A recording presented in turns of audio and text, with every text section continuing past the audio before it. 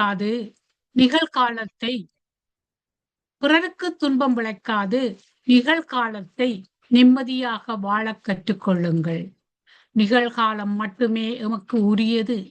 எதிர்காலம் எப்போதும் நிச்சயமற்றது என்று வாழ்த்தி வரவேற்கின்றேன். இன்று புதன்கிழமை 22ஆம் தேதி அக்டோபர் மாதம் 2025ஆம் ஆண்டு. தினமும் உலக சமாதானம், ஒற்றுமை, ஆரோக்கியம், மன அமைதி ஆகியவற்றை முன்னிலைப்படுத்தி ஒரு கூட்டு தியானம் செய்கின்றோம். UK நேரம் 9 மணிக்கும் 11 மணிக்கும் இரவு 8 மணிக்கும் தியானம் செய்கின்றோம். ஐரோப்பா நேரம் காலை 9 மணிக்கும் மதியம் 11 மணிக்கும் இரவு 8 மணிக்கும் தியானம் செய்கின்றோம். மற்ற நாடுகளிலிருந்து இணைப்பவர்கள் UK நேர கணிப்பின்படி இணைந்து கொள்ளுமாறு தாழ்மையுடன் வேண்டுகின்றோம். இன்றைய நிகழ்ச்சி நிரலாக தியானத்தை பற்றி சிறு குறிப்பு சொல்லி தியானத்தை ஜெகா மாஸ்டரால் நடத்தப்படும் சொற்பொழிவு ஜீவ சமாதி. இன்றைய சொற்பொழிவு ஜீவ சமாதி சொற்பொழிவு ஆற்ற இருப்பவர் doctor S. Navaratnam from London. அதன் பின்பு கலந்துரையாடல் கேள்வி என அன்னளவாக நாங்கள் 9:30 மணிக்கு நிறைவு செய்ய காத்திருக்கின்றோம். உங்கள் ஒத்துழைப்பையும் கேட்டுக்கொள்ளுகின்றோம். இப்போது இந்த தளம் ஜெகாவினுடையது. உங்கள் தியானத்தை செய்யுமாறு வழிநடத்துமாறு வேண்டிக் கொள்ளுகின்றோம். நன்றி தமாமா. அனைவருக்கும் வணக்கம். இன்னும் சொற்ப வேளையில் தியானம் 30 நிமிடம் வரை நிகழ உள்ளது. இதில் பங்கு கொள்ள வந்தமைக்கு யாவருக்கும் நன்றி. உறக்கம் உடலுக்கு ஓய்வு தந்து புத்துணர்வு அளிப்பது போல் தியானம் மனதுக்கு ஓய்வு தந்து புத்துணர்வு அளிக்கும் என்பது நிச்சயம். தியானத்துக்கு முன் நமக்காக வேண்டிய உறுதிமொழிகளை முதலில் நினைவு கூறுவோம். நாம் எல்லா வளங்களும் பெற்று ஆரோக்கியமாகவும் ஆனந்தமாகவும் வாழ முடியும். எமது வாழ்வு எல்லா விதங்களிலும் நமக்கு திருப்தி ஆகிவிடும். அருமையான கூட்டு தியானம் இத்தளம் மூலம் நமக்கு ஒரு வரப்பிரசாதமாக அமைகின்றது. தியானத்துக்கு முன் இளம் சூடான நீரை சிறிதளவில் அருந்தி மீதியை அருகாமையில் வைத்திருக்கவும். தியானத்தின் போது நாம் பெறக்கூடிய பிரபஞ்ச உணர்வுகளை இந்த நீரும் கிரகிப்பதானால் அதை அருந்துவதன் மூலம் மேலதிக பலன்களை நாம் பெறக்கூடியதாகும். இனி தியானம் செய்ய தயாராகவும். வசதியான ஒரு இருக்கையில் அல்லது தரையில் சப்பானியிட்டு அமர்ந்து கொள்ளுங்கள். முள்ளந்தண்டை நேராக வைத்துக் கொண்டு உடலை தளர்த்தி கொள்ளுங்கள். மூக்கு கண்ணாடி அணிந்திருப்பவர்கள் அதனை கலற்றி விடலாம். கைவிரல்களை ஒன்றாக கோர்த்து கைகளை மடி மீது வைக்கவும். கதிரையில் உட்கார்ந்திருப்பவர்கள் கால் பாதங்களை ஒன்றன் மீது ஒன்றாக பதிக்கலாம். கண்களை இலேசாக மூடியவாறு மூச்சின் மீது கவனம் செலுத்துவோம். முதலில் உள்மூச்சு, பின்னர் வெளிமூச்சு என வளமையான முறையில் சுவாசித்தால் போதுமானது. வழங்கப்படும் இசையிலும் கவனம் செலுத்தலாம். வேறு எண்ணங்கள் மனதில் எழுந்தால் அவற்றை விடுத்து மீண்டும் சுவாசத்தின் மீது கவனத்தை திருப்புவோம். நன்றி.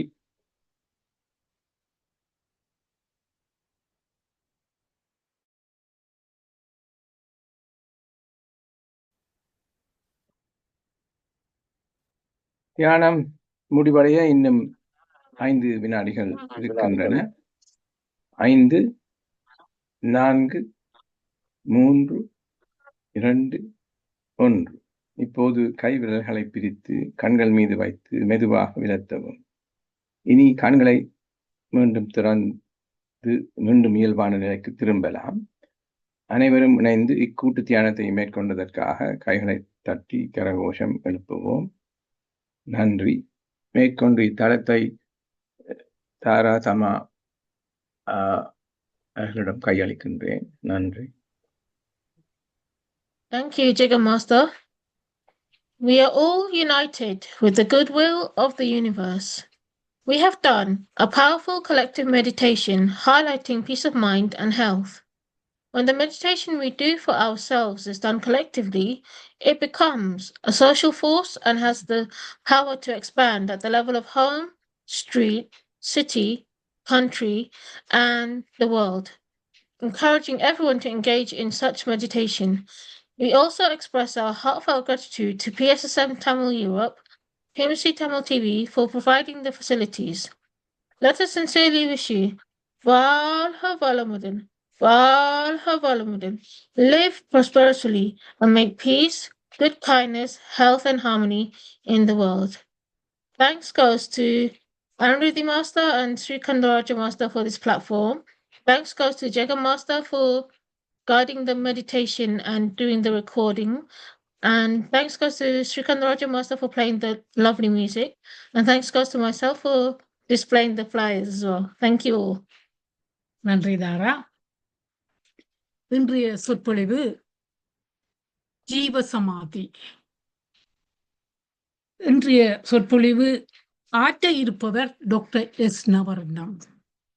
இவர் இங்கிலாந்து தேச சுகாதார சேவையில் 46 ஆண்டுகளுக்கு மேலாக ஆலோசகராக பணியாற்றி வரும் டாக்டர் நவரத்னத்தை அறிமுகப்படுத்துவதில் நான் மிகவும் மகிழ்ச்சி அடைகின்றேன். அவர் எங்கள் மன்றத்தில் தொடர்ந்து பங்கேற்பவர்களாகவும் பல்வேறு தலைப்புகளில் மிகவும் ஈடுபாட்டுடன் பேசுபவராகவும் உள்ளார். டாக்டர் நவரத்னம் கர்நாடக இசையின் மிகுந்து ஆர்வமுள்ளவர், அர்ப்பணிப்புள்ள சமூக சேவகர். மேலும் நமது சமுதாயத்தை ஆதரிக்கும் பல்வேறு தொண்டு நிறுவனங்களுக்கும் தாராளமாக பங்களித்து வந்துள்ளார். இன்று ஜீவசமாதி பற்றி பேச அவரை வரவேற்பதில் நாங்கள் மகிழ்ச்சி அடைகின்றோம். இவர் செய்த உதவிகளுக்கு நாமும் நன்றியுடையவர்களாக இருக்கின்றோம். நன்றி. இப்போது தளம் உங்களுடைய ஐயா. ஜீவசமாதியை பற்றி நீங்கள் சொற்பொழிவாற்றுவதை கேட்க ஆவலாக உள்ளோம்.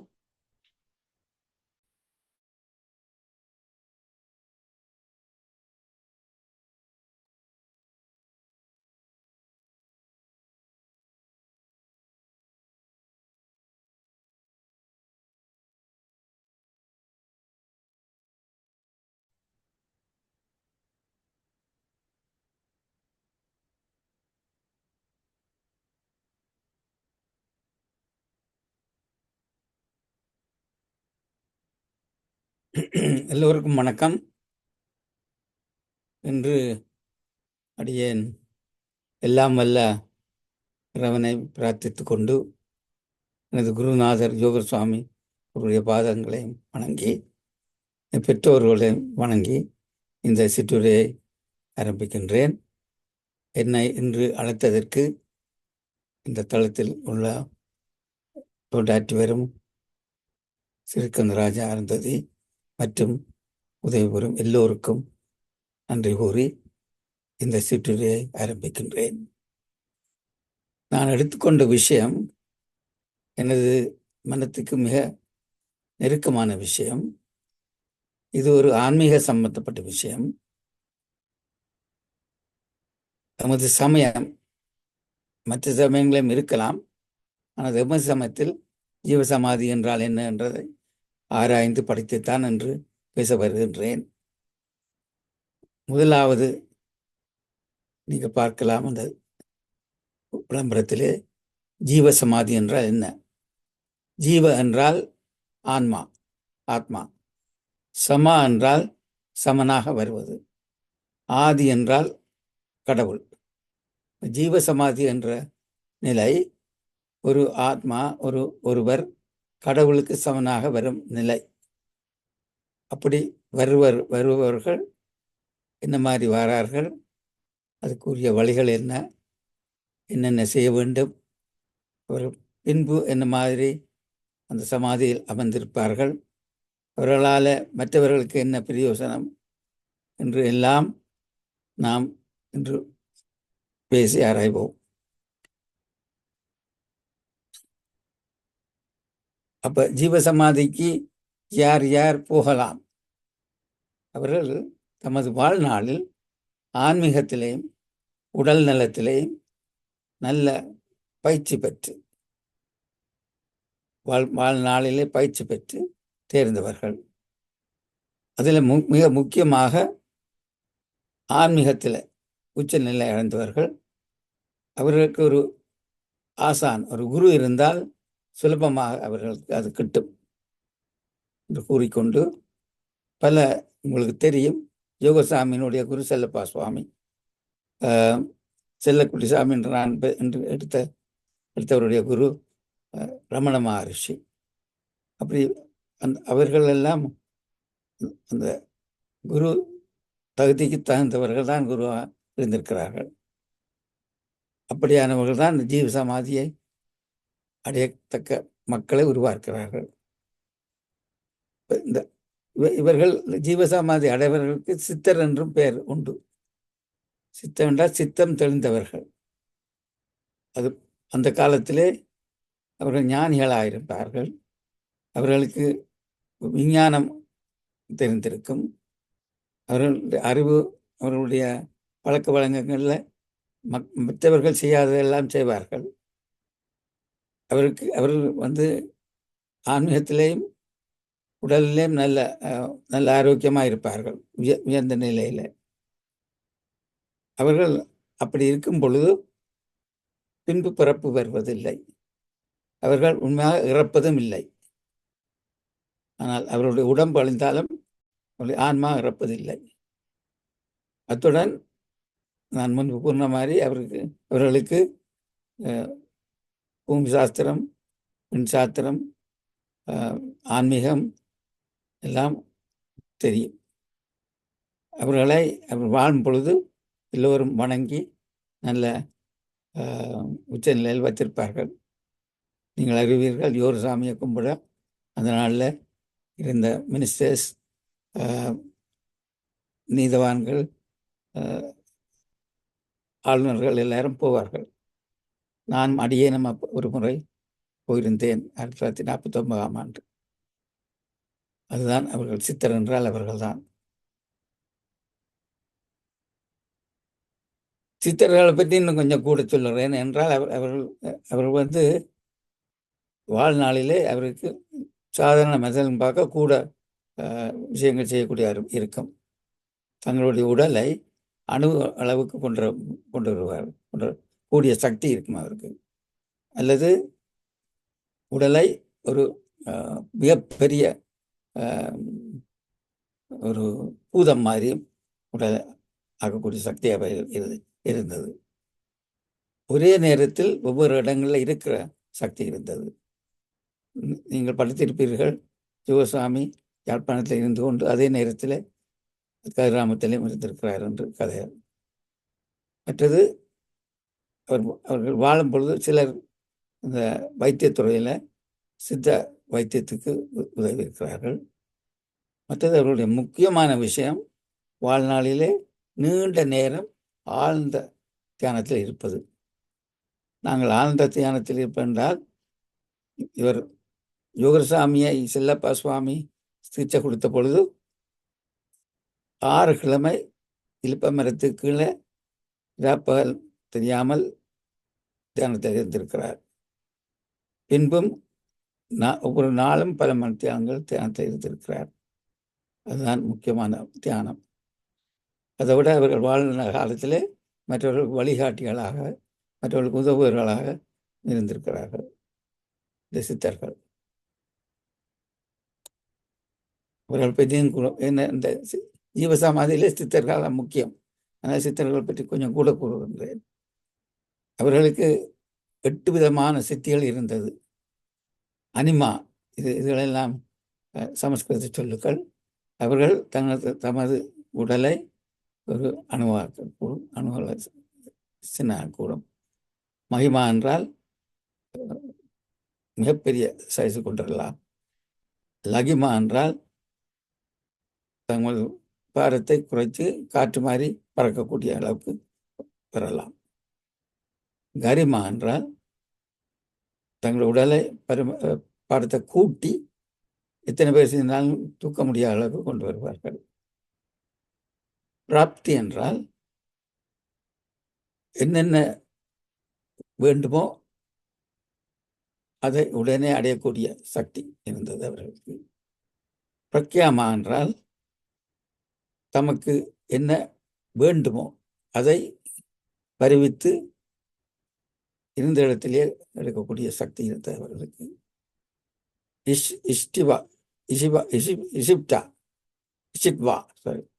என்றால் சுற்றாடலை தமது வசப்படுத்தி கண்ட்ரோல் பண்ணுறது, மழையை வேற பண்ணுறதோ, வெயிலை கொண்டு வரப்படுறதோ, மரங்களை அசைப்பதோ எல்லாம் அவர்களுக்கு முடியும். வஷிட்பா என்றால் மற்றவர்களுடைய மனத்தை கட்டுப்படுத்தவும், அவர் என்ன நினைக்கிறார் என்று தெரிகிறதும் அவர்களுக்கு இருந்த ஒரு சக்தி. இதுதான் அஷ்டமா சக்தி, அஷ்டாங்க சக்தி என்று சொல்றது சித்தர்களுக்கு இருந்தது. இப்போ சிற்களுடைய ரகசியம் என்ன? அவர்களுக்கு ஆன்மீக பயிற்சி நிறைய இருந்தது. உடலையும் உள்ளத்தையும் நல்ல விதமாக வைத்திருந்து அவர்கள் உணவு உண்பது குறைவு. அவர்கள் நல்ல மூலிகைகளை உண்டு, மற்றது பால் பழம் தான் உண்டு இருந்தார்கள். அத்துடன் தியானம், மற்றது ஆசனம் செய்வது. அப்பொழுது இந்த தியானத்தை ஒரு நாளிலே பல மத்தியானங்கள், யோகானந்தா என்ற இந்திய சுவாமி ஒரு நாளில் 20 மத்தியானம் தியானத்தில் இருப்பாராம், அறிந்திருக்கின்றேன். அதுதான் முக்கியமான அவருடைய ரகசியம்.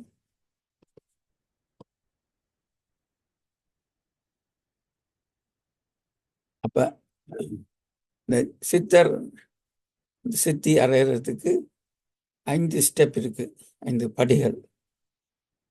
முதலாவது நியமம் என்றால் நாங்கள் நமது ஒழுக்கம், வாழ்க்கையில ஒழுக்கம், கொல்லாமை, கல்லாமை, மற்றும்படி எல்லாத்தையும் அபகரிக்காமல் நல்ல ஒழுக்கமாக, துன்பம் கொடுக்காமல், மற்றவர்களுடன் மனிதர்கள், மிருகங்கள், உயிரினங்கள் எல்லாருக்கும் அன்பாக இருப்பது. அதுதான் நியமம். நியமம் என்றால் அவர்கள் வாழ்க்கையில வழிபடுதல், கடவுள் நம்பிக்கை, மற்றது உள்ளத்தை ஒருநிலைப்படுத்துறதுக்கு கோயிலுக்கு போகிறது, இப்படியான விஷயங்கள், மற்றவர்களுக்கு உதவுவது, அபியாசம் செய்வது நியமம். மூன்றாவது பிரத்யாகாரம் என்றால் உலகத்திலே இருக்கிற ஐம்புலன்களால் வாடுற இன்பங்களை தவிர்க்கிறது, அதை பற்றி கவனிக்காமல் இருக்கிறது. அது முக்கியமானது, கொஞ்சம் மூன்றாவது ஸ்டெப். நாலாவது யோகம் என்றால் மெடிடேஷன், தியானம், மற்றது ஆசனம். எல்லாம் செய்து கடைசி படிதான் ஞானம். ஞானம் வந்தால் ஆழ்ந்த நுண்ணிய அறிவு வரும், கடவுளை உணர்வார்கள். உடல் ஆன்மா ரெண்டும் வித்தியாசம் என்று உணர்ந்து கடவுளை அடைகிறதுக்கு பக்குவமாக வருவார்கள் சித்தர்கள்.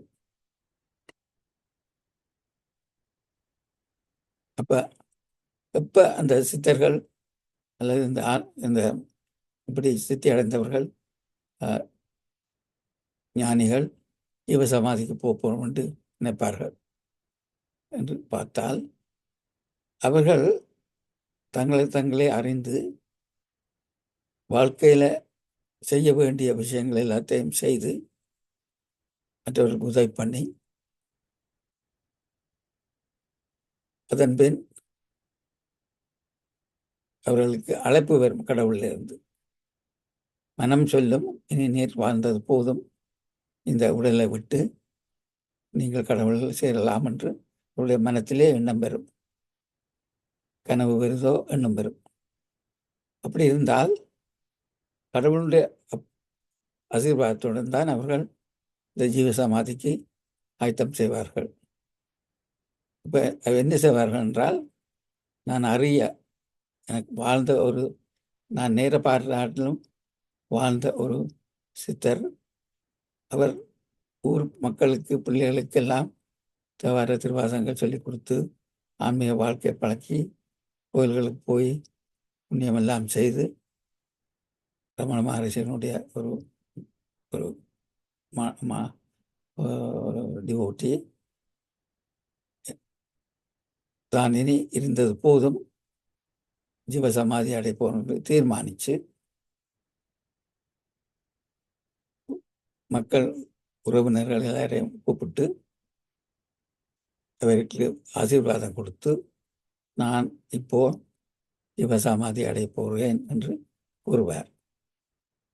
கூறிட்டு இருந்தறையில் அந்த முந்தைய சென்ற மாதிரி ஆழ்ந்த தியானத்தில் போயிருப்பார். அதுக்கு முதலே ஒழுங்கு செய்திருப்பார். தான் அப்படி தியானத்தில் போய் ஆழ்ந்த தியானத்தில் இருக்கும் பொழுது தன் உடம்பை என்ன செய்யணும் என்று சொல்லி ஆயத்தங்கள் செய்துட்டு தான் அப்படி இருப்பார். அப்படி அவர்கள் இருக்கும் பொழுது நீங்கள் அறிவீங்கள், சக்ராஸ் என்று உடம்புல தலைக்கு மேலே ஒரு உணர்ச்சி என்ன எல்லாத்தையும் உணர்கிற ஒரு தன்மை உள்ள ஒரு சக்கரம்.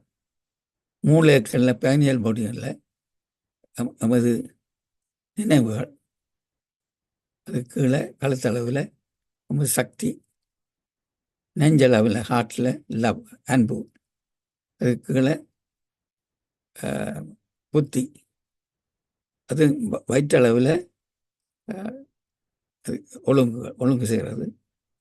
ஆக அடியில் தான் மூலாதாரம் என்று சொல்கிறது.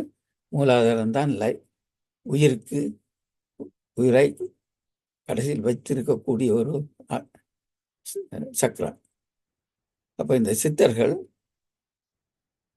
எல்லா சக்கரத்தையும் அடக்கி கொண்டு தங்களது ஆன்மாவை மூலாதாரத்தில் கொண்டு போய் வைத்திருப்பார்கள். அப்பொழுது அவர்களுக்கு உணர்ச்சி இருக்காது, மூச்சு இருக்காது, நோய் இருக்காது, இருதயம் அடிக்காது. ஆனால் அவருடைய ஆன்மா மூலாதாரத்தில் போயிருக்கும். அப்படி அந்த நிலை வரும் பொழுது அவர்களை நிலத்தில் வைத்து மூடினாலும் அவர்களுடைய உடல் அந்த மூலாதாரத்தில் இருக்கிற சக்தியால் நல்ல ஆரோக்கியமாக இருக்கும். உடம்புல இரத்தோட்டம் இல்லாவிட்டாலும் இதுதான் பெரியவர்கள் கூறுகிறார்கள். இப்போ சித்தர்களுடைய ஆன்மா மூலாதாரத்தில் போயிருந்து அவர் இறந்தவர் மாதிரித்தான் இருப்பார்கள். அப்போ அவர்கள் அப்படி போக முன்னமே இந்த ஞானி ஒரு இடத்தை தானே தீர்மானித்து அறிந்திருப்பார்கள். கலைச்சுவாமி ஒரு இடத்தை தீர்மானித்தார். ஜோர்சாமி தன்னுடைய உடலை எரிக்க சொன்னார். அது அவருடைய விருப்பம். மற்றவர்கள் ஜீவசமாதி அடைந்தவர்கள் எங்கே தங்களை அடக்கம் செய்யணும் என்று தீர்மானிப்பார்கள். அப்படி தீர்மானித்துட்டு அவர் இருந்த இறையில தியானத்தில் இருந்த மாதிரி தான் அப்படியே அடக்கம் செய்கிறது. என்டோமிங் என்று சொல்கிறது. அந்த உடலை வைத்து அதை சுத்த வர விபூதி, உப்பு, மூலிகைகள் எல்லாம் போட்டு அதன் பிறகு மண் போடுவார்கள். அத்துடன் அந்த ஆழ்ந்த ஆழமான குழியில் மண் சென்று வராமல் அதுக்குரிய நடவடிக்கை எடுப்பார்கள்.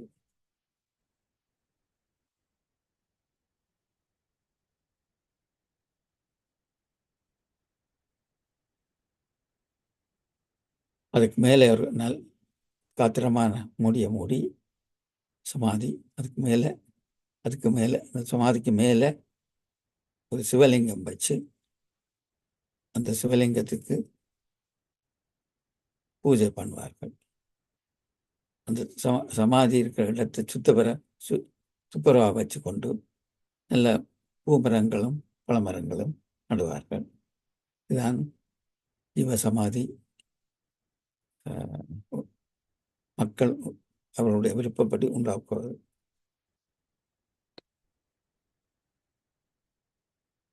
அப்படி ஜீவசமாதி ஒன்று எமது ஊரிலே நான் பார்த்திருக்கின்றேன். அப்ப அந்த ஜீவசமாதியினுடைய கடவுளை கும்பிடுறதால, அதை கோவிலாக கட்டி கும்பிடுறதால அந்த கோவில் கடவுளே மற்றவர் நம்புகிறார்கள், நல்ல சக்தி இருக்கின்றது. அங்கே ஒவ்வொரு நாளும் பூசை, ஒரு தூண்டாமணி விளக்கு 24 மணி நேரம் எரிய வைக்க வேண்டும் என்றும், அந்த இடத்தை துப்புரவாகவும் திரவியங்கள் பாவிச்சு என்றால் அந்த சுவாமி நன்றாக இருக்க வேண்டும் என்று வைத்திருக்க வேண்டும்.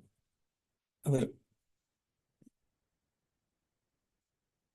அவரை முன்பு அறிந்தவர்கள் எல்லாம் போய் வழிபட்டு பூசைகள் செய்து அந்த சுவாமி மேலே வைத்திருக்கின்ற சிவனுக்கு அபிஷேகம் செய்வார்கள். பிரதோஷம் என்றது சிவனுக்கு மிக முக்கியமான நாள். அப்போ பிரதோஷத்திலே அபிஷேகம், பால், இளநீர், தேன், தயிர் முதலியவை போட்டு அபிஷேகம் செய்வார்கள்.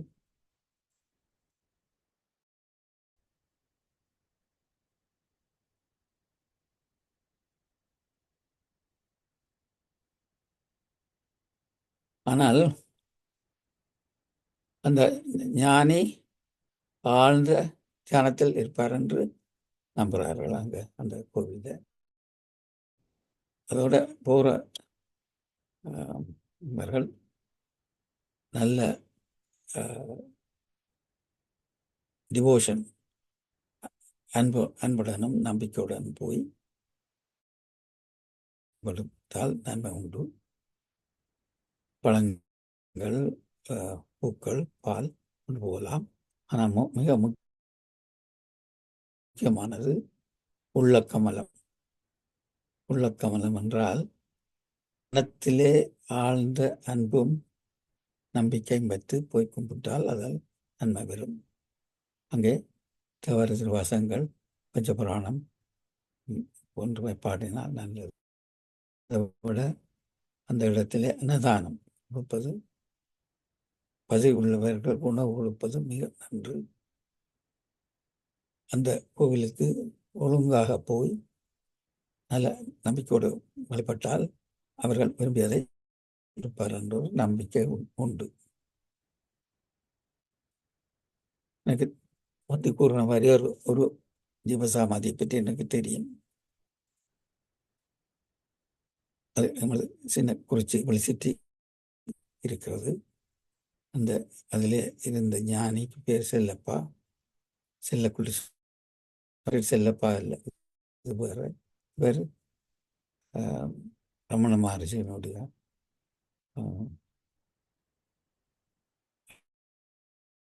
அந்த அவர் சமாதி நிலை அடைந்த பிறகு சமாதி கோவில் ஒன்று கட்டியிருந்தார்கள். அப்படி அவர் எங்கே போய் இருக்கணும் என்று சமாதி நிலையில் இருந்தாரோ, தியானத்தில் இருந்தாரோ, அந்த இடத்திலே கோவில் கட்டியிருக்கிறார்கள். இந்த போய் இருந்த இடம் சுடலைக்கு பக்கத்தில். இந்த ஞானிக்கு அப்படி ஒரு எண்ணம் வந்திருக்கு. ஊருக்குள்ள பக்கத்தில் வீடுகள் இருந்த இடத்துல இருக்காமல் ஏறக்குறைய 500 600 யார் தூரத்தில் போய் சுடலை கட்டு ஒரு இடத்துல குடிசை அமைத்து அங்கே இருந்து தியானம் செய்து அந்த அவர் நான் கூறத்தான் வேணும் என்றால் இந்த தாப்பனுடைய சொந்த தம்பி. ஆனால் நான் பிறக்க முன்னர் சமாதி அடைந்தபடியால் எனக்கு நான் கிட்டடியில் எனக்கு முந்தி அதை பார்த்திருந்தாலும் யுத்த காலத்தில் அது அழிந்தபடியால் அவருடைய ஆணையோ என்னவோ அதை நான் திருப்பி போய் இந்த இடத்தில் ஒரு சிவன் கோயில் கட்டி நந்தி பீடம்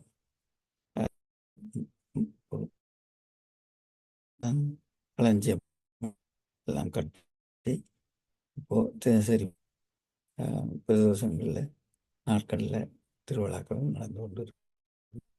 அது எனக்கு கடவுள் கொடு வரம் என்றுதான் கூற வேண்டும். இதுபோல இலங்கையில பல சமாதிகளும் உண்டு.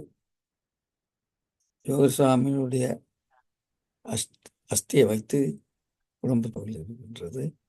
கடை சுவாமிக்கு ஒரு கோயில் இருக்கின்றது. சரியம்மா சுவாமிக்கு ஒரு கோயில் இருக்கின்றது.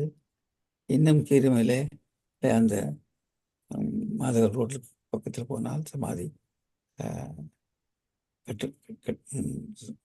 இருக்கின்றன. சமாதி கல்களால் செய்த சமாதிகள். இந்தியாவில் இப்பொழுது ஏறக்குறைய 200 சமாதிகள் கோயிலை சுத்த வர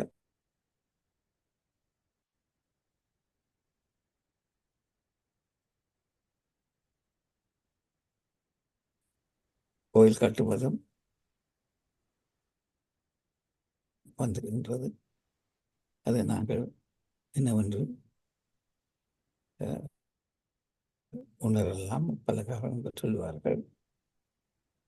நாங்கள் பிறக்க முன்னம் அல்ல பிறந்தா பிறகு முற்பகுதியில் சமாதி நிலை போகிறவர்கள் இருக்கலாம், அல்லது அது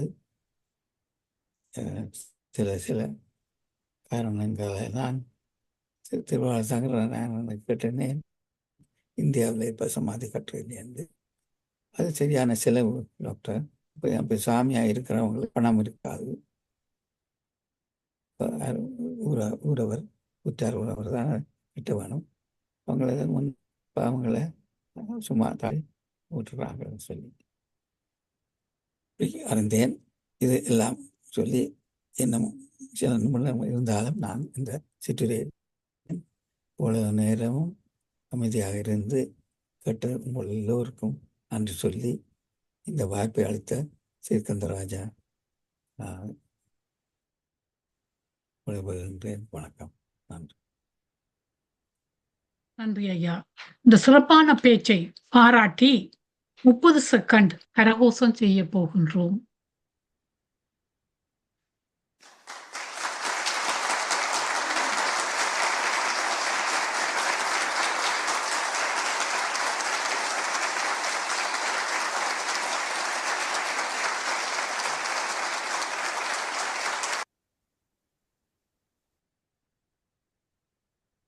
போது இந்த ஜீவ சமாதி என்பது எங்களுக்கு நல்லதொரு தலைப்பாக இருந்தது.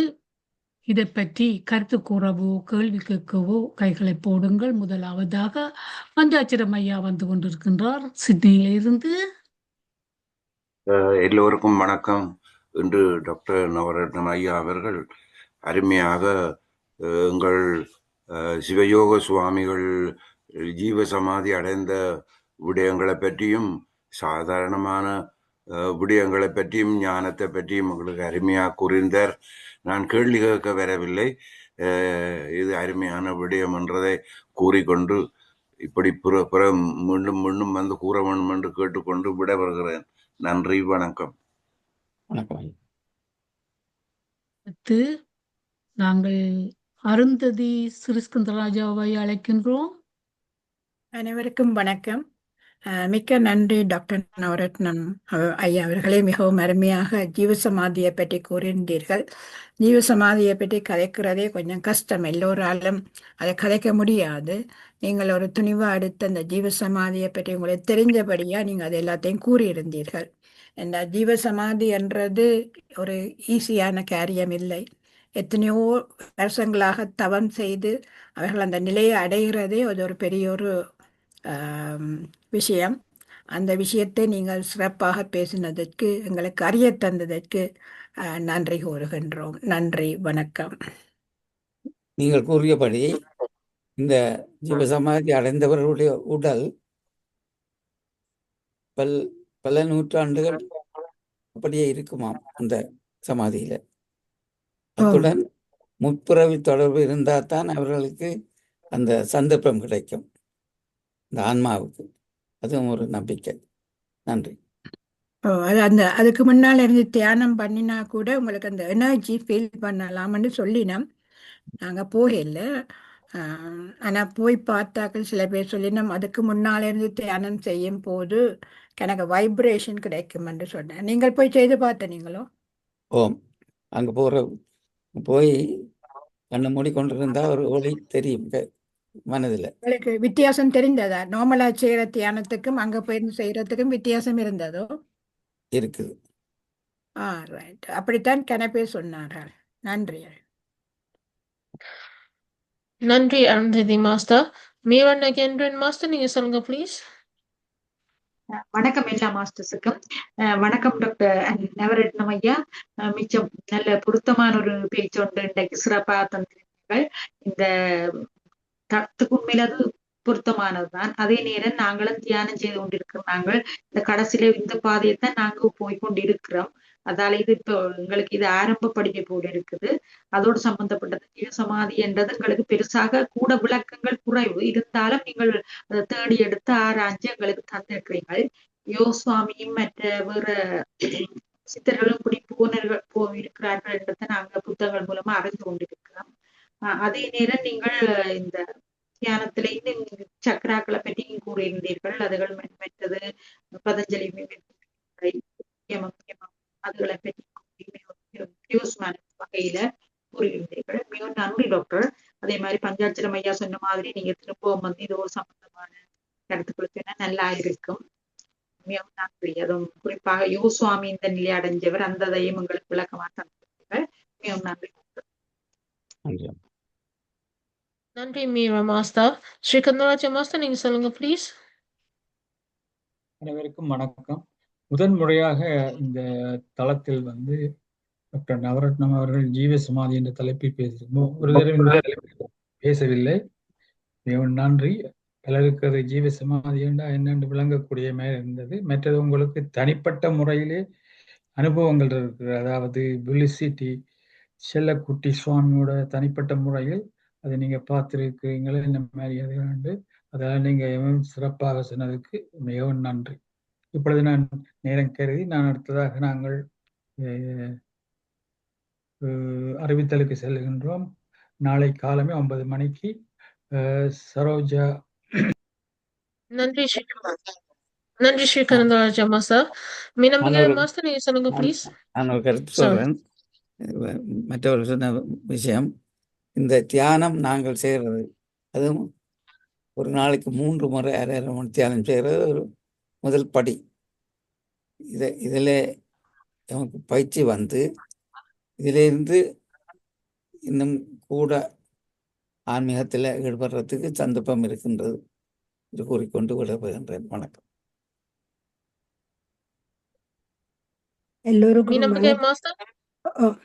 எல்லோருக்கும் வணக்கம். கேக்குதாமா? எல்லோருக்கும் வணக்கம். மிக்க நன்றி டாக்டர் நவரத்னம் ஐயா. நான் சமாதி என்ற தலைப்பெண்ண தான் யோசிச்சு கொண்டிருந்த. நான் சமாதியை பற்றி என்ன சொல்ல இருக்கும் என்று நிறைய விஷயங்கள், தெரியாத விஷயங்கள், உண்மையில நான் அறியாத கேள்விப்படாத விஷயங்கள் எல்லாம் நீங்கள் ஒவ்வொரு சக்கராவோட தொடர்பு பண்ணி கதைச்சது மிக்க மிக்க மிக்க நன்றி. நானும் இந்த கைலாஷ் யாத்திரைக்கு போயிருக்க பசுபதிநாத் கோயிலுக்கு போயிருந்தேன். அப்ப கொஞ்சம் முன்னுக்கு கோயிலுக்கு கிட்ட வேலை கொஞ்சம் தூரத்துல முன்னுக்கு போய்கொண்டிருக்கிற வழியிலே ஒரு சமாதி இருந்தது. ஆனா எந்த முனிவர் ஆற்றியண்ட விளக்கங்கள் எனக்கு தெரியல. நான் அதுல சுத்தி ஒரு தரம் கும்பிட்டுட்டு கொஞ்ச நேரம் இருந்து மெடிடேஷன் செய்தேன். உண்மையிலே ஒரு வித்தியாசமான ஒரு அனுபவமும் வித்தியாசமான ஒரு இதுவும் இருந்தது. இதுதான் இந்த முதல் அந்த சமாதியில நான் மெடிடேஷன் செய்ய கிடைச்ச சந்தர்ப்பம். இதுவரைக்கும் நான் வேறு இடத்தையும் செய்யல. அருமையான இது. இப்ப நீங்க சொல்லத்தான் எனக்கு அந்த சடியம்மா மடம் என்றெல்லாம் அறிஞ்சிருக்கிறேன். அங்கே அவன் சமாதி இருக்குதோ ஐயா? ஓம். அப்போ இப்போ இலங்கைக்கு போனாலே நாங்கள் 3-4 சமாதி பார்த்துடலாம் போல நடக்குது. மிக்க நன்றி ஐயா, இந்த தகவல்கள் எல்லாம் எங்களுக்கு தந்ததுக்கு. நீங்கள் இப்படி ஒரு சின்ன சின்ன விஷயமே எங்களுக்கு இரவுகளில் வந்து தந்தால் உதவியாக இருக்கும். மிக்க நன்றி, மிக்க நன்றி. நன்றி. நன்றி மீனம்பிக்கை மாஸ்டர். கலைவாணி மாஸ்டர் நீங்க சொல்லுங்க ப்ளீஸ். அனைவருக்கும் வணக்கம். டாக்டர் நவரத்னம் ஐயா தந்த தகவல் எனக்கு உண்மையில் அதை பற்றி அறிகிறது ஆர்வம் இருந்தது. மிக்க மகிழ்ச்சியா இருந்தது. இந்த அஷ்டமா சித்தியல் பற்றி இன்றைக்கு அறிந்து கொண்டேன் உங்கள் மூலம். அதற்காக நன்றியை சொல்லிக்கொண்டு நானும் இப்பொழுது அந்த அம்மா கூறியது போல அந்த சடையம்மா மடத்துல அது நான் சிறு வயதில் போனதால எனக்கு அது பற்றிய அனுபவம் இல்லை. சிறு வயதில் பார்த்துட்டு போயிருக்கிறேன். அந்த அங்கே இருந்திருக்கிறோம். ஆனால் எந்த அனுபவமும் இல்லை அங்கு. ஆனா குடசாமியாருடைய சமாதி கோண்டாவில் சந்தியில் இருக்கிறது. பிள்ளையார் கோயில் வளாகத்துக்குள்ளேயே குடசாமியார்ட்ட சமாதி இருக்கிறது. அது நான் போய் வந்திருக்கிறேன். குடசாமியார்ன்னு சொல்லுவார்கள். அவருடைய பேர் தெரியல. என்ன நானும் என்னுடைய கணவரும் கோட்டாவில் என்றபடியே நான் அடிக்கடி அங்கு போவதுண்டு. அவருடைய பேர் சொந்த பேர் நாகேந்திரம் தெரியும். ஆனால் அவரை குடசாமியாரிடம் நாங்கள் சொல்லுவோம். எல்லாருக்கும் தெரியும் குடசாமியார்ன்னு சொன்னால். எங்களோட கோயில்லையும் பைரவர் கோயில்லையும் அவற்றை இந்த சுருவம் பெரிய சிலை வைக்கப்பட்டிருக்கிறது. ஆனால் அந்த பிள்ளையார் கோயில் சந்தியில அவருடைய சமாதி அப்படியே அவரே உள்ளே வைத்து அப்படியே தான் காட்டினது. எனக்கு அது தெரியுமா செய்ய அந்த நேரம் நான் அங்க நின்றேன். அந்த விதத்தில் இன்றைக்கு நாங்கள் ஜீவசமாதி பற்றி முழுதாக அறிந்து கொள்ள நீங்கள் நல்ல ஸ்பீச் தந்திருந்தீங்கள். அதுக்கு நன்றியை தெரிவித்துக் கொண்டு விடைபெறுகிறேன். மிக்க நன்றி அம்மா. சென்ற வருஷம் எனது பிறந்த நாளில் யாழ்ப்பாணத்தில் இருந்தேன். அப்போது யாழ்ப்பாணத்தில் உள்ள எல்லா சமாதிக்கும் நான் விஜயம் செய்தேன். நீங்கள் கூறிய மாதிரி குடச்சாமியுடைய சமாதி, கடைச்சாமியுடைய சமாதி, யோசாமியுடைய, அப்படி எல்லா சமாதிகள், அநாதை இல்லங்கள், கண் தெரியாதவர்களுடைய இல்லங்கள் போய் சில என்னால் இயன்ற உதவிகளை செய்து திருப்தி அடைந்தேன். அதால எனக்கு கொஞ்சம் அனுபவம் இருக்குது இந்த சமாதியாக. நன்றி. நன்றி கலைவாணி மாஸ்டர். டாக்டர் சிவச்சந்திரிகா மாஸ்டர் நீங்க சொல்லுங்க ப்ளீஸ். வணக்கம் அனைவருக்கும். இன்று டாக்டர் நவரத்னம் ஐயா இன்று சிறப்பாக ஒரு முதலில் ஒரு இப்படியான ஒரு தலைப்பை கொண்டு வந்து விளக்கியது. இதுல உண்மையாக அந்த நோமலாக நாங்கள் தியானத்தை செய்யும் போது எண்ணங்களை நாங்கள் ஒரு நிலைக்கு கொண்டு வர்றதுக்காகத்தான் அந்த மூச்சை கவனிக்கிறோம். ஜீவ சமாதி என்றது 8 நிலைகளில் இறுதி கட்டம். மனமும் சுவாசமும் தியானத்தில முழுமையாக பங்கு பெற்றி அந்த இறுதி நிலை இதை ஒரு இதன் கடுமையாக பக்குவப்பட்டவர்கள் மாத்திரம்தான் அதை உணர முடியும் என்று நம்புகிறேன். நாங்கள் முதல் நிலையில் இருக்கிறோம். இந்த தளத்துக்கு இது பொருத்தமாக இருக்கும். இதுக்கு நன்றிகள் பல கூறி நல்ல தலைப்பை கொண்டு வந்ததுக்கு நன்றிகள் கூறி எங்களையும் சிந்திக்க வைத்ததுக்கு நன்றி கூறி விடைபெறுகிறேன். நன்றி, வணக்கம். நன்றி டாக்டர் சிவச்சந்திரிகா மாஸ்டர். ரசந்தனி மாஸ்டர் நீங்க சொல்லுங்க please. I think she is new.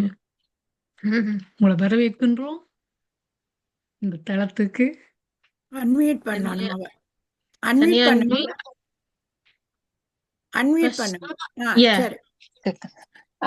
வணக்கம்.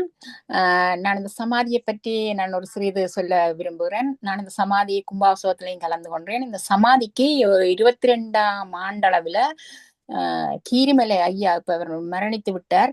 அவரிடம் நான் சென்றிருந்த பொழுது அவர் எனக்கு கூறினார், டாக்டர் நவரத்னம் என்றவர் செல்லப்பா சுவாமியை தேடி திரிகின்றாராம், அந்த கட்டிடத்தை கட்ட போகின்றார். அவர் 10 மணிக்கு நான் இரவு சந்திச்ச பொழுது அவர் கூறினவர், அன்னைக்கு விடிய 6 மணிக்கு அவர் மரணம் அடைந்தார்.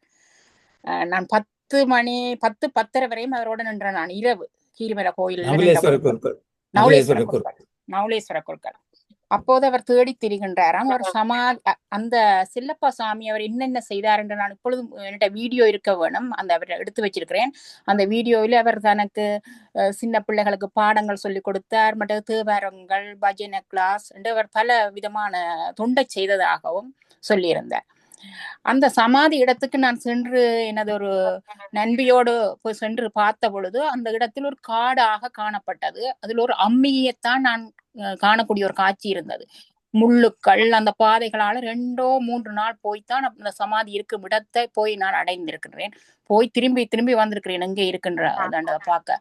அப்பொழுதுதான் டாக்டர் நவரட்னம் அவர்களும் யாழ்ப்பாணம் வந்து அந்த சமாதி இடத்துக்கு வந்திருக்கிறார். அங்க வந்த பொழுதுதான் அதை பார்த்து இதை கட்டி எடுப்புவாரா, எப்படி எழும்ப போகின்றது என்று நான் திகைத்து போய்த்தான் வந்தேன். இது நடக்கிற காரியமா என்றது. ஆனா அது என்னென்று இவ்வளவு விரைவில் நடந்ததுன்றது எனக்கு சொல்ல முடியவில்லை. அதே கோயில் சமாதி செய்த பொழுது அந்த கும்பாவசத்தில் டைம்லையும் நான் அங்க போயிருக்கின்றேன். அந்த கும்பாவசத்திலையும் கலந்து கொண்டிருக்கிறேன். இவர்கள் எல்லோரும் கும்பாவசம் செய்து வந்து விட்டார்கள். ஆனா அந்த மண்டலாவுசவம் எனக்கு ஒன்று கிடைக்கப்பட்டிருந்தது, ஒரு பலன் ஒன்று கிடைக்கப்பட்டிருந்தது. அந்த மண்டலாவுசவம் செய்த பொழுது இப்பொழுது நீங்கள் கூறியது போல ஒரு அதிர்வு எங்களுக்கு நாங்கள் ஒரு பிரான்ஸ்ல இருந்து ஒரு ஆள் வந்திருந்தவர், அவ சொன்னது தனக்கு மனசில் ஒரு அதிர்வு ஒன்று ஏற்பட்டது, அந்த ஒளிகள் தெரிந்ததென்று. நான் அங்க இருந்த பொழுது ஒரு காற்றுக்கள், அது ஒரு சந்தோஷமாக அதுல இருந்தது. என்னவென்றால் நாங்கள் சின்ன பிள்ளையில போய் கோயில்களை கும்பிடும் பொழுது அந்த கோயில் உள்ள முள்ளுகள் இதுகள் எல்லாம் இருக்கும், அதோட தவிர்க்க விட்டுதான் நாங்கள் போய் கும்பிட போவோம். இப்ப எல்லாம் கோயில்கள் எல்லாம் மிகவும் மாவுள் கட்டிடங்களாகவும் வந்து பெரிய காட்சி பொருளாக தெரியப்படுது. அதிலே இருந்த பக்தி, அந்த சின்ன கோயில்கள்ல இருந்த பக்திகள் எனக்கு ஒரு கவர்ச்சியை கொடுத்தது. அதைத்தான் நான் இப்பவும் அந்த கோயில்ல போய் பார்த்த பொழுது மிகவும் சிறப்பாக வந்து அந்த சமாதியை பார்த்து ரொம்ப சந்தோஷப்பட்டேன். நான் மற்றது மாதகள்ல நீங்கள் எல்லோரும் பார்ப்பீங்க, வெள்ளரசுக்குள்ளே கொண்டு வந்த என்ன பேர் என்றால் அவருடைய பேர் எனக்கு ஞாபகத்துல இப்ப வருகிறது இல்ல. அதுக்கு பக்கத்துல ஒரு சமாதி இருக்கு. அந்த கோயில்ல ஆமிகள் எல்லோரும் வந்து அங்க கும்பிடுகின்றார்கள், பார்த்து செய்கின்றார்கள். பார்த்தேன் அவரே அப்படியே நேரிய சமாதியாக செய்யப்படுறது. மாதகள் கடற்கரைக்கு பக்கத்துல நீங்க இருக்கிறவர்கள் அதுல அப்படியே அந்த கடற்கரையோட மாறாவாண்ட சிலையும் அதுல இருக்கிறது, சங்கமித்திரன். அது ஒரு பெரிய, நான் பிள்ளைகளுக்கும் கொண்டே காட்டியிருந்தேன். அது பெரிய ஒரு அதிசயமா இருந்தது. அதை பார்த்த பிறகு இந்த சமாதியை கண்ட பொழுது எனக்கு ரொம்ப சந்தோஷமா இருந்தது. இது டாக்டர் நவரட்னம் அவர்கள் செய்தது எனக்கு மிகவும் ஒரு சந்தோஷத்தை கொடுக்கதாக இருக்கிறது. நன்றி. வணக்கம். நன்றி ரோஷன்தனி மாஸ்டர். ராஜ் மாஸ்டர் நீங்க சொல்லுங்க ப்ளீஸ். தேங்க்யூ. அனைவருக்கும் இனிய மாலை வணக்கம். மிக அருமையான பொறுமையான விளக்கம் ஐயா, சமாதிகளை பற்றி, அதுவும் ஜீவ சமாதியை பற்றி. உயிரோடு இருப்பவர்கள், அதாவது மனிதன் என்பவன் தெய்வமாகலாம் என்பதற்கு எடுத்துக்காட்டாக இந்த ஜீவ சமாதிகள் எல்லாம் இருக்கின்றன என்றுதான் சொல்ல வேண்டும். அவற்றிடமிருந்து நாம் பெறும் அதிர்வுகள், சக்திகள் எல்லாம் அதைத்தான் நமக்கு தெரிவிக்கின்றன. நீங்கள் வெகு அருமையாக விளக்கினீர்கள். உங்களுக்கும் இந்த ஜீவ சமாதிக்கும் ஏதோ தொடர்பு இருந்திருக்கிறது என்றும் சொன்னீர்கள். அது உங்களுக்கு ஒரு கொடுப்பினை என்றுதான் நான் நினைக்கிறேன். அதனால்தான் நீங்கள் அதை செய்திருக்கிறீர்கள் என்றும் நினைக்கிறேன். மிக்க நன்றி, வாய்ப்புக்கு மிக்க நன்றி. மிக அருமையாக விளக்கினீர்கள். இதில் கேள்வி கேட்பதற்கு ஒன்றுமில்லை, அனுபவிக்கத்தான் முடிந்தது. நன்றாக இருந்தது. நீங்க சொன்னது உண்மை என்றால் அந்த இடத்தை கண்டுபிடிச்சு பரவாயில்ல காடு தானே விட்டுட்டு போயிருக்கலாம். ஆனா கடவுள் தான் அந்த அந்த சமாதிக்குள்ள இருந்த கடவுள் தான் எனக்கு அந்த ஈடுபாட்டை உண்டாக்கி எனக்கு ஆணை இட்டிருக்கிறார். அது நான் பார்க்கவில்லை. ஆனா அந்த இடத்தை நல்ல கோவிலாக்க வேண்டும் என்று, அது பெரிய கோவில் இல்லை, ஆனால் நல்ல அமைப்பான கோவில் உண்டாக்கி தினசரி பூசை, தூண்டாமணி விளக்கு இருக்கின்றது. அத்துடன் மக்கள் நின்று கும்பிடுறது, வழிபடுறதுக்கோ அன்னதானம் கொடுக்கறதுக்கோ வசதி இருக்கின்றது. வணக்கம். அந்த புகைப்படத்தை வைத்து வழிபாடு செய்யலாமா ஐயா? ஜீவ சமாதிகளின் புகைப்படங்களை வைத்து வழிபட்டால் அதே பலன் நமக்கு கிடைக்குமா? மனம்தானே, மனத்தால நீங்கள் அங்கே அடையலாம். இப்ப இங்க இருந்து கொண்டு நான் சுவாமி படங்களை வைப்பதை போல சொல்லுங்களையா. நான் செல்லப்பா சுவாமியினுடைய இவ சமாதியை மனக்கண்ணால பார்க்கலாம். பார்த்து அந்த சிவலிங்கத்தை இந்த மனதில் தந்து கும்பிடலாம். அதனால சக்தி என்றால் நம்புவேன். நீங்களும் அப்படித்தான். எங்க உங்களுக்கு ஈர்ப்பு இருக்கோ அதை ஞானக்கண்ணால் மனக்கண்ணால் நாங்கள் பார்ப்போம். அது ஞானக்கண் என்று சொல்ல முடியாது. நன்றி நன்றி நன்றி நன்றி. Nandri Kaviraj, Master. அடுத்து ஜாரம் என்னவென் உங்கள் கருத்துக்களை கூற போகின்றீர்களா? இல்லை. எனவே டாக்டர் நவரத்னம் நீங்கள் என்ன வசந்தராஜ் வந்துட்டார். வசந்தராஜ் வாங்க. நான் உங்களுடைய பேச்சை நான் கேட்டுக்கொண்டிருந்தேன். மிகவும் எந்த எந்த மதத்தினரும் ஏற்றுக்கொள்ளக்கூடிய ஒரு பேச்சாக இருந்தது. என்னுடைய இதயத்தை கொஞ்சம் தட்டியது தான் உண்மை ஒத்துக்கொள்கிறேன். என்று சொன்னால் நாங்கள் நான் இப்போதும் யோசிச்சு பார்க்கிறேன். நான் ஒரு மனிதன் மிருகத்துக்கும் கடவுளுக்கும் இடையிலே இருக்கிறான் என்றுதான் நான் யோசிச்சு பார்க்கிறேன். ஒன்றில ஒன்று மிருகமா போகலாம், தன்னுடைய பாவ செயலினாலே மிருகமா போகலாம், நல்ல புண்ணியங்களை செய்து கடவுள் தன்மைக்கு போகலாம். எல்லா வேதங்கள்லயும் நான் பல பேரை பழைய ஏற்பாட்டிலே இருந்த காலத்திலே பழைய வேதங்கள், பழைய ஏற்பாடு சொல்ல பழைய வேதம், அதிலே நோவா, மோசஸ், ஜோனா போன்ற பழைய தீர்க்கதரிசிகள் அவர்களும் இந்த பாதையில்தான் அவர்கள் வாழ்ந்திருக்கிறார்கள். அங்கே சமயங்கள் எடுபடவில்லை. எல்லோரும் ஒரே தெய்வத்துக்களே வாழ்ந்திருக்கிறார்கள். நான் இதை அடிக்கடி ஒரு ரிசர்ச்சாக யோசிச்சு பார்க்கின்றேன். நீங்கள் சொன்ன கருத்துக்களை வைத்துக்கொண்டு யோசித்து பார்க்கின்றேன். மதத்துக்கு அங்காளே வந்துட்டு யோசிச்சு பார்க்கின்றேன். அதை நான் யோசிச்சு பார்க்கின்ற பொழுது உண்மையிலே இதுல ஒரு புனிதத்துவம் இருக்கின்றாங்க. எல்லோரும் இந்த தியானத்தால தான் அந்த நிலைக்கு போயிருக்கிறார்கள். அதில் எந்த ஒரு நல்ல நிலைக்கு போயிருக்கிறார்கள். நீடிய நேர தியானம். நாங்கள் உண்மையிலே இப்ப நான் எல்லாம் மனச்சாட்சி படி யோசிச்சு பார்த்தால் ஒரு நாளைக்கு எத்தனை மணி தியானம் செய்யறேன் யோசிச்சு பார்த்தா எனக்கே கவலையா இருக்கும். நானே என்ன கேள்வி கேட்க வேண்டியதா இருக்கும், எவ்வளவு நேரம் செய்யறேன்னு சொல்லி. உண்மையிலே தியானத்தின் மூலமாக பொருதி வருகின்றது. பொருதி மூலமாக நாங்கள் தெய்வீக தன்மையை பொறுத்து இந்த பொருதி வாரதால கோபம் குறைகிறது. எங்களுக்கு எடுத்தோன்னா கோபம் வருகிறது. எனக்கு இப்போ சில படிப்பிக்கிற பொழுது ஒரு பிள்ளைக்கு விளங்காட்டா கோபம் வருது. அதுக்கு அன்பாக சொல்லி கொடுக்காட்டா பிள்ளை அடுத்த நாள் வராது படிக்கிறது. இங்க இலங்கையில வெரைட்டி படிப்பிக்கலாம், இங்க வெரைட்டி படிப்பிக்கலாம். நாங்கள் தான் அது இந்த பிள்ளைக்கு அன்பாக பொருதியா இருந்து படிப்பிக்கிற பொழுதுதான் அதுக்கு கணக்கு ஏறுது மனதில். நான் என்னுடைய வாழ்க்கையை தனிப்பட்ட பிள்ளை யோசிச்சு பார்க்கின்றேன். எப்படி இவர்கள் சமாதி அடைகிறார்கள், எப்படி வருகின்றார்கள் என்று பார்க்கின்ற பொழுது நீடிய நேரம் தியானம் செய்து பொருதியும் நல்ல சாப்பாடு விஷயங்களும். சில சாப்பாடுகள் எங்களை உணர்ச்சிகளை தூண்டுது, சில சாப்பாடுகள் உணர்ச்சிகளை குறைக்குது. அதை நீங்கள் அதை பற்றியும் சொல்லியிருந்தீங்க. பழங்கள் நல்ல இதுகளை சாப்பிடுது. அது நாங்கள் குடும்பத்துல இருக்கிற பொழுது ஃபுல்லா துறவியாயும் போக முடியாது. அப்ப எப்படி நாங்கள் சமாதியும் அடைய முடியாது. குடும்பத்துல சமாதி அடைய மனைவி விடாது, கணவன் சமாதி அடைய கணவன் விடாது. இப்படி அந்த குடும்பங்கள்லயும் பிரச்சனைகள் இருக்கு. அப்ப நான் இது எங்களுக்கு ஒத்து போகக்கூடிய நான் சில இருந்த எங்களுடைய நடராஜா ஜெகநாதன் அவர்களுடைய சில சிந்தனைகளையும் நான் யோசிச்சு பார்க்கிறேன். இது நாங்கள் ரெண்டுக்கும் இடையில இருக்கிறோம். நாங்கள் எப்படி இது ஒரு நல்ல ஒரு அரங்கு, பல விஷயங்களை பற்றி அறிகின்றோம். இப்ப ஏற்கனவே நான் இந்த சமயங்களுக்கு அப்பால இருந்தாலும் நீங்கள் சொல்லுகின்ற ஏற்கனவே நவரத்னம் ஐயா சொன்ன சகல விஷயங்களை உண்மையிலே யோசிச்சு பார்த்து கொண்டுதான் இருக்கின்றேன். உண்மையிலே சமாதி அடைகிறதெல்லாம் ஒரு பெரிய ஒரு நல்ல பக்குவமான நிலை தான். ஆனா நாங்களும் இப்பொழுது என்ன எடுத்தோம்னா சமயங்களை வைத்துக்கொண்டு அடிபட பார்க்கின்றோம். அதே நாங்கள் அதுலயே தப்ப வேணும். அதான் யோசிச்சு பார்த்தேன். மிகவும் நல்லா இருந்தது ஐயா. உண்மையிலே நான் யோசிச்சு பார்க்கிறேன். அதான் யோசிச்சு பார்க்கின்றேன். ஒரு மனிதன் மிருகத்துக்கும் கடவுளுக்கும் இடையில பழக்கின்றான். அந்த இதுல மனிதன் தான் அந்த சாய்ஸை எடுத்துக்கொள்றான். நான் மிருகமா மாறுவதா, கோவப்பட்டு பாவங்களை செய்து மிருகமா மாறுறதா, நல்ல புண்ணியங்கள் நல்ல இதுல செய்து தியானம் செய்து கடவுளுக்கு கிட்ட போவதா. எல்லோரும் கடவுளுக்கு கிட்ட போயிருக்கிறார்கள், சமாதி அடைந்து கடவுளுக்கு கிட்ட போயிருக்கிறார்கள் என்ற நினைத்துக்கொண்டு இப்படிப்பட்ட கருத்துக்களை நீங்கள் எப்போதும் நீங்கள் இன்னும் நல்லா பகிர வேண்டும், நாங்கள் இன்னும் நல்லா சிந்திக்க வேண்டும், நாங்கள் இன்னும் உணர வேண்டும் என்று எல்லாம் இறைவனை கேட்டு இந்த சந்தர்ப்பத்தை கொடுத்ததுக்கு உங்களுக்கு நன்றி கூறி என்ற கருத்துக்களை சொல்லதுக்கும் சந்தர்ப்பத்துக்கு நன்றி கூறி விடைபெறுகின்றேன். நன்றி, வணக்கம். ஒரு விஷயம் ஐயா, நீங்கள் சொன்னது என்னுடைய மனதை தூண்டியது. நீங்கள் கூறியது போல இந்த தியானம் கடவுளை அடைவதற்கு சமயம் முக்கியம் இல்லை. புத்தர்களும் அடைவார்கள், கிறிஸ்தவர்களும் அடைவார்கள், எல்லோரும் அடையலாம். அது அந்த தியானம் எல்லாருக்கும் பொது. புத்தரும் தியானத்தான் இருந்தார், ஜீசஸும் இருந்திருப்பார்.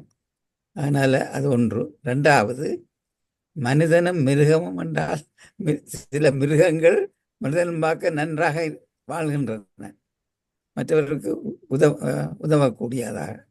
சில யானைகள் கோவில்களில் வளர்க்குற யானைகள் கோவிலுக்கு தொண்டு செய்கின்றன. அப்போ சில மனிதர்கள் அப்படி செய்யாமல் இருப்பார்கள்.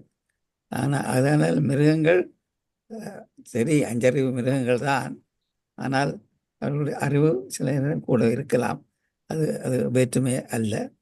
மற்றபடி நீங்கள் கூறிய கருத்துக்கள் எல்லாம் மிக நன்றாக இருந்தது வசந்தராஜ். நன்றி, வணக்கம்.